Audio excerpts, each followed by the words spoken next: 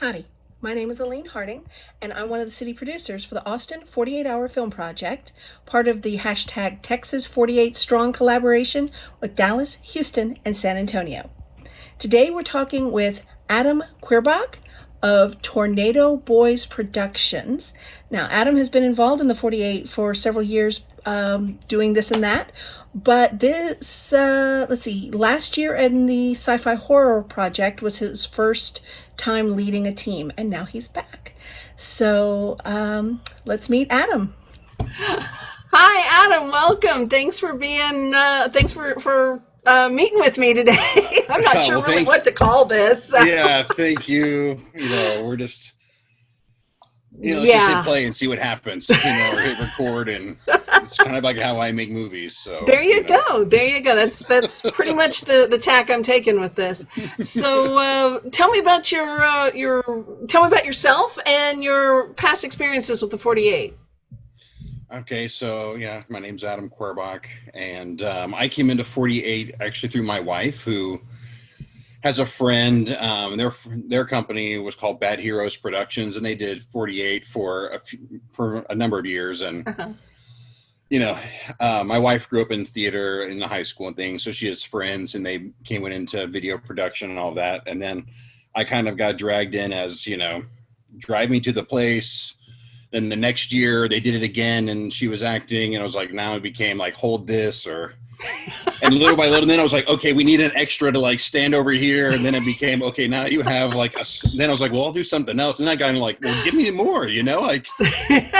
So little by little, I kept edging up my responsibility from like driver to PA to extra to small part to leading a team. And that's we did the 48 horror genre we did last year. And so I said, I'll lead a team. This looks like fun. And then I was the only one with any experience. And I had, 18 rookies and me. Well, that's really cool. Yeah. So, and we had a great time. And good. We love it. So that's kind of how I got into 48. Do you do any of this for a living, or is this just a hobby? So it's mostly a hobby. I do a lot of, for my day job, we do a lot of product demonstration videos. And so I do, what really kind of got us fired up thinking, because this is something my friends and I could do, was we started putting out like a 2 to 5 minute instructional video, product review video, frequently asked question, explanation, that kind of thing. So we were pumping out these videos, and we kind of got into a rhythm. We're like, man, we can pump out a 5-minute movie in like whatever, a couple of hours. It's like if we're shooting in our studio and demonstrating a product. So once we got proficient enough doing that, then I was like, dude, let's do the 48 hours. So that's so awesome. I've always enjoyed, I used to be in radio, and then I didn't do that once I moved to Austin, and I've been looking for like a creative outlet. Like I said, between sneaking into the 48 and then taking over all the corporate company business videos and social media videos and stuff like that, kind of like the next phase was really coming into the 48 event. Do you know Casey Dellinger? I feel like I do. Maybe I have to see the face. Because I believe he works for like Home Shopping or something like that. He does product review videos and sales videos and that sort of thing. Okay. So sounds like you'll have very similar experience. So remind me. Have to, when the world gets back to face, I'll have to introduce you guys. Oh, I'd love that. I would love that. Yeah. So let's see. Your crew sounds like your crew is kind of a motley crew that does a little bit of everything. Yeah. Nothing wrong with that. Yeah. So, I mean, the weird thing is, and it's just unusual, I guess I'm in the hookah business. So, oh, cool. Yeah, it's like me and we're a bunch of hookah salesmen, which is kind of a weird crew. And we all that just so Austin though. Yeah, we're like a traveling band of hookah salesmen, trying to do whatever we do. But Yeah, so another one of the guys, he started editing all the weekly videos we were producing. So by de facto, he just became editor and DP. And then we have some of the other guys that do music on the side. So okay, you're the new head of the music department, Nice. which consists of just you, Mark. Sorry. And Does he yeah, compose your music as well? yeah, well, they did a little bit of both. I mean, I think Uh-huh. on the 48 horror, it was some music and kind of like effects and music hybrid. I don't know if it was necessarily Right. like a song, but it was kind of like sound with effect. It worked great for what we needed. It was awesome, Gotcha. tasking him with that and him just coming up with stuff, on the fly, which is something I can't do.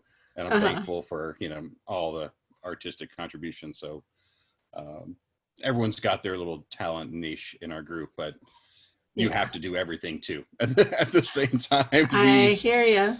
we like if you're not holding the camera, then you're probably in the shot or holding the mic or whatever, tossing the bucket of water in the scene or whatever it is that has to happen on cue. Like everyone is involved with like pretty much every shot. Pretty cool. Oh, I meant to ask you, what do you remember what year was your first 48? um that I was in. I mean, my That you were officially on a team? that I was officially on the team. I'd have to look it up. Um, when my wife was the lead, and I Uh-huh. was just the driver. They did their movie was In Life I Was a Liar, and they I scored remember pretty that well. I think one. they got like second place or something. And they Yeah. did really really well. Yeah. And then the year after that, I was like henchman number 2 or something like that. Like in the background of something. I can't remember. That was probably like 2014 Mm-hmm. or something like that. Yeah, Yeah. I 2015-ish, somewhere in that there. sounds about right because I think In Life I Was a Liar was either 2014 or 2015. It wasn't Yeah. 2013 because that was my first year. I remember who the top 3 were in that one. Yeah. But yeah, I would have to look up some of that as well. Yeah. So, and what kind of equipment do you tend to use? Well, we had like a pretty, and I'm not the tech and the equipment guy, so oddly the other guy, Adam, is also Hmm. his name. So I remember like we had like a pretty nice DSLR Canon something, and Uh-huh. if you remember when we were doing the commentary at the 48 for the Horror Fest, I was a guy who was like, in our first shot, the tripod failed and the camera was smashed to pieces. Oh no! Filming the opening shot on the first 5 minutes of filming Saturday morning. So, Ouch! like, okay, well, I guess we're making an iPhone movie. It's like, Well, so these days you can get away with that. So, I mean, if you consider the fact that there's like, I mean, this is like a better camera than any movie camera up to like right? 2002 or something like that. I Yeah. mean, I mean, what else It's can you ask amazing. for? Yeah, it's amazing what I mean. Growing up in the 80s and watching what was it, Quantum Leap, Oh, I crack up every time I pull my phone out and try to get any information from it because the first thought in my mind is, "Come on, Ziggy," yeah. It's like I was, just all that information in the palm of your hand. yeah. Oh, Man, I just brought up Quantum Leap yesterday or 2 days ago. My wife had never heard of it. And I'm like, what? Quantum Leap? No. oh gosh. Okay, now I'm feeling old. Yeah. Yeah. Dang. Oh. Uh, So I love what you said about your cinematic techniques. Yes, panicking is definitely a technique. yeah. I think that's probably the one technique that is put into play most often is panic. Yeah. I mean, especially like when the time is ticking down, like Saturday morning, we've got so much time and we've planned way ahead and padded all of our schedule. This will be a breeze. And then by Oh, like yeah. 6-7 o'clock PM and you realize you're only like 18% of the way done. And like this, I don't know. That's how it was for me last year. And I felt like, guys, I've been through this before. I know how it only gets worse and more strenuous from there. So I'm like, we have to keep moving. We're done. Like, we're not refilming this scene that's so inconsequential 18 times. Like, we got it. We're moving. I don't care. It was like, but people Mm-hmm. around hadn't been through it and hadn't stayed up for the 3 days in a row, and they were like, what's the big deal? And I'm like, we have to panic. We have to go now. The big deal is I'm hallucinating and there's a giant banana right over here and it's glowing bright pink and it's telling me we have to do this. I know, it's so yeah. So we do some of that and improvise, and we like, when we do film, or I guess I say when we do it. I've only led 1 year, but I don't get too bogged down in the script. Yeah. Our script is like, this is the idea we want to say. You just say it. I mean, maybe there's some value, and I'm sure there is, in fine tuning, word crafting, everything that comes out. In this format, though, we're trying to we could brute force the concept and get it in and get it out in we got 5 minutes. So we kept it very loose, as long as we communicate these points, I want the actors to feel free. I mean, it is, I think sometimes they get too, you'll look stiff and feel stiff if you're trying to remember dialogue. Yeah. Versus here's what y'all are talking about. Y'all talk about it. We're going to turn on the cameras and just try not to break up and crack up mid. Remind them that some of the best lines from Star Wars were improvised by Harrison Ford, which is one of the reasons why the prequels sucked. So. Because everybody was on script. Yeah, I'm sure. Yeah, there's a movie formula now that it's like, as long as we hit these check boxes, we're guaranteed 150 million opening weekend or whatever. Exactly. So what tips would you give for making a short film in just 48 hours? Again, it's just brief and simplicity. It's just logistically impossible to have a 5 location shoot. Maybe you could do it. I just don't think just getting people from one place to the next is going to take an hour and a half at least. Yeah. So you just don't have time. Especially here in Austin. Yeah. So I would recommend really keep it extremely simple. Your whole movie is probably just about one simple idea to be effective. You don't have time to, have some big cultural commentary about a variety of topics. I mean, let's just talk about one thing, get in and get out. And so I would just say, be brief, really boil it down, and just don't be scared to leave a lot on the cutting room floor. I mean, when we finished last year, we both took a 3-hour nap, me and the editor. Okay. And then I call him back. I'm like, how are you feeling? He's like, I haven't slept yet. I'm like, what's going on? He's like, the problem is we filmed a 2-hour movie. We have 7 minutes. I've got I have 2 hours of footage here in timeline. I don't know what to do. I was like, it was only 5 pages of written screenplays. How? He's like, dude, we have a minimum 45 minutes of movie here. I don't know what to do. So I think we started our movie on scene 4, and we just that just had to go. We don't have time for you. Sorry, everyone whose cameo was in the first 3 scenes. We'll do a director's cut someday. I was going to say that the great news is you can go back and tweak it afterwards and then put that one in the film festivals if you want. Yeah. That's what I did with my my one Stuck at Home film. The first weekend of the Stuck at Home 48, I was inspired, and I had just my kids and my mom. Which is why I didn't do another one, but they were great. They were, but their patience ran out fast. So, but yeah, where was I going with that? After I put it together and made sure I had everything that had to be done and that it was the right amount of time. Then later on, I went through and I re-edited it and took out some of the stuff that I didn't need so that it was shorter and seemed to flow a little better. And then that's the one that I sent to film festivals. And it's literally a micro short. Yeah. But I'm proud of it. It was the very first film I ever did myself, and I learned to edit on it. I mean, it was completely a learning experience. So it's yay. And because of that, now I know how to do this stuff and a couple edits at the beginning and end, and then put it on YouTube, and hey. Yeah. So So I'll, what I'll say yeah. another tip. Another Uh-huh. tip for team leaders if they're watching this is that someone has to be the dictator and Yes. do not pose questions to the crew, or maybe you have a tiny brain trust of like two people max, but do not open up any questions to the group.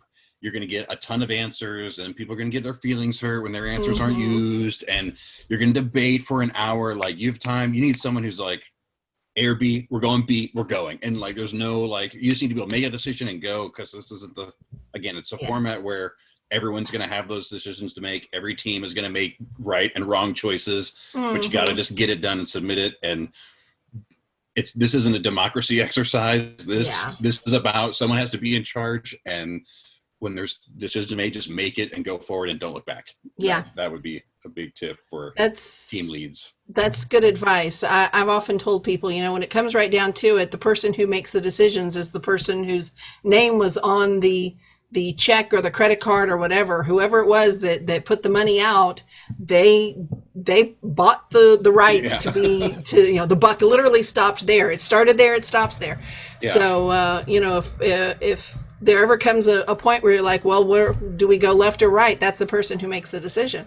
And it makes sense. There's got to be one person who in the end is the final word. So Yeah. that's a good tip.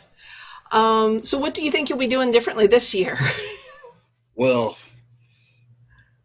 we'll see. I mean, it's going to be, I mean, I don't know if this is a spoiler. I don't know. We're trying to figure out how to film a movie with 4 independent shoots and somehow make, like, everyone's going to be involved with filming their vignette, and somehow we're going to make it into a movie, I guess.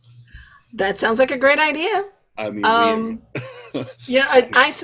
expect to see a lot of Zoom clips right. in these films. I don't know if you had a chance to watch the GFC screening for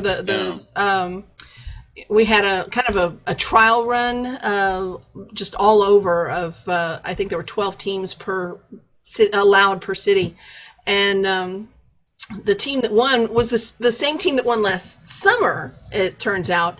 And their film, they went to Filma, and which was in Rotterdam, and they recruited an actor from the Netherlands to be in their movie for the GFC, and he was on a Zoom meeting, and it was hilarious because at the very end he's like, "What is going on in America?" I just thought that was so perfect. Yeah. So, let's see what else. You already mentioned your music. Do you ever use any costumes or makeup? Yeah, we do, and I kind of really lucked out. My because I did for horror, I lucked out perfectly because my neighbor is a professional horror, like, haunted house costume seamstress. She makes custom, like, high-end crazy, like, haunted design clothing or whatever. I don't know how to describe it. So she's a costume seamstress, and I told her what was going on. She's like, cool, and like had some random odds and ends from other jobs and things she was working on, and so we were able to just like score some really cool, nice, kind of like haunted costumes from her. But if we don't do that, we just improvise. And my wife and I were kind of like dress up costume dorks, and we love wearing matching outfits and karaoke and going to costume parties. So that's like, adorable. So I was like, I gotta look over here. I'm like, I have my whole costume closet. I probably got it if we needed it. I've got, like, it's insane, but we enjoy just like going all out. And nice. So hopefully, if between my neighbor and my closet over here, we'll have everything covered. That's another tip. Tailor your story to what you have instead of some fantasy story and then scrambling to like make it feasible and like production viable. Like, I think that the constraints will enhance creativity. They don't like limit creativity; they drive creativity, because now once you know what you have to work with, like, be creative. How do you make that into a story? And that'll, I think, kind of use that technique a little bit. Build your story around what you have, instead of building a story and then trying to figure out how you're going to secure all this random stuff. I hear you. Let's see. Okay, and y'all don't use any kind of animation or digital effects, right? Sorry, that was. No, yeah, I think we want to. I mean, like I said, we're pretty quick and we're not pros Mm-hmm. on in Premiere, but I think we did include a couple of cheesy like explosion effects in some of our product demos last year. So that may be in the arsenal for this year's video. We'll see what we get, and nothing I cannot superfluous. It has to wait really to drive the see. plot. No gratuitous explosions for us. I cannot wait to see what everybody does, because I mean, you would talk about the hyper creativity under pressure. 2020 has just kicked it up a bunch of notches. Yeah. I imagine we're going to get just some really incredible films this year. I think so. Um, It's going to be, I think they're going to be more unique hmm and just interesting because, yes. like you said, just the limitations, you have to be creative to put something on film. I mean, I guess you could wimp out and do something plain, but I think it's going to, with our Just crew, we got a lot of creative people and they're going to use this opportunity to do something they maybe wouldn't have gambled on if they didn't have to. So, right. So, and you mentioned that you're probably going to be, each of you are going to be filming in your own location. So, yeah, I think, I don't know. I was kind of, I have chickens in the back. I was like, maybe I awesome. can just like film my chickens for a few hours and then just add dialogue. And Yeah, then I don't have to do anything. there you go. Another one of the GFC films this year. CM9 Films did one called Queen. It was either, I think it was just called Queen or something like that. Anyway, and they they filmed a beehive that they keep, and I was really impressed because, the opening cinematography. I'm like, okay, I know these guys know better than to steal this stuff off of National Geographic. What did they do? No, they actually have a beehive in their Yeah. backyard. So yeah, I'm sure a chicken coop would be an interesting addition to a film. Why the heck not? One, I mean, you got to use what you got. You use what you've got. Oh well, I think that's all I have. Is there anything else you'd like to share with our viewers, our audience? I really didn't come with any prepared statements, so That's okay. yeah, I'm okay to wrap it up. Hopefully, we didn't bore anyone to death. I I seriously did. doubt that.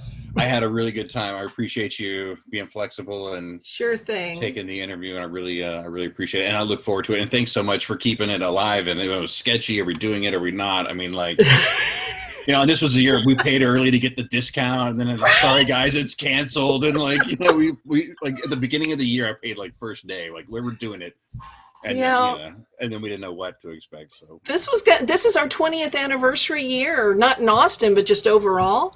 And yeah, I mean, they had all kinds of banner things planned, and yeah, so I couldn't stand the thought of not doing something. We had to do something, and figured, at the very least we'll learn from the experience. And I'm really glad we're doing it, because with the reports, it sounds like this is not going to be going away anytime soon. It may be a yeah, while before it's really safe to be in a theater again. And so we may have to take what we learned this year and apply it to next year, and yeah, just keep it going and until we can get back to normal, however long that takes. So, never say die. yeah. And are we doing the standard, like the original format with like, comedy and musical and silent, and like, that's what we're doing, right? Oh yeah, yeah. Okay. The I'm full spectrum. planning to do a bingo cage for the genre drawing. I haven't quite Okay. figured out how, but I've got the cage and I've got the bingo balls, and I'm going to arrange it so that each of, something or other, it lines up with Gotcha. another genre. And yeah, I'm hoping to make it as fun as possible. And I'll be testing out some options this weekend, and hopefully making an announcement next week as to what all of the details will be. But it's Friday, October 2nd, starts at 6 o'clock. That's the definite. Mhm. And we will make it happen one way or the other. It will happen. Yeah. I know. I'm so excited about it. I'm really, really just thankful again for putting it on, all the work, and just moving forward. I love it. Well, So thank you. That means a lot to me. So anyway, well, thank you so much for joining us, and I will see you on October 2nd, if not before. sounds See great. Yeah. you. Bye-bye. All right. Bye-bye. Have a great night. You too. Thanks for watching. If you'd like to know more about the 48-Hour Film Project, follow the links in the description below to learn how to register a team, join a team, or attend one of our virtual events or screenings. Feel free to comment below if you have any questions for us or for Team Tornado Boyz Productions, and we will address those ASAP or pass them along to the team lead. Y'all stay safe out there, and we'll see you in October.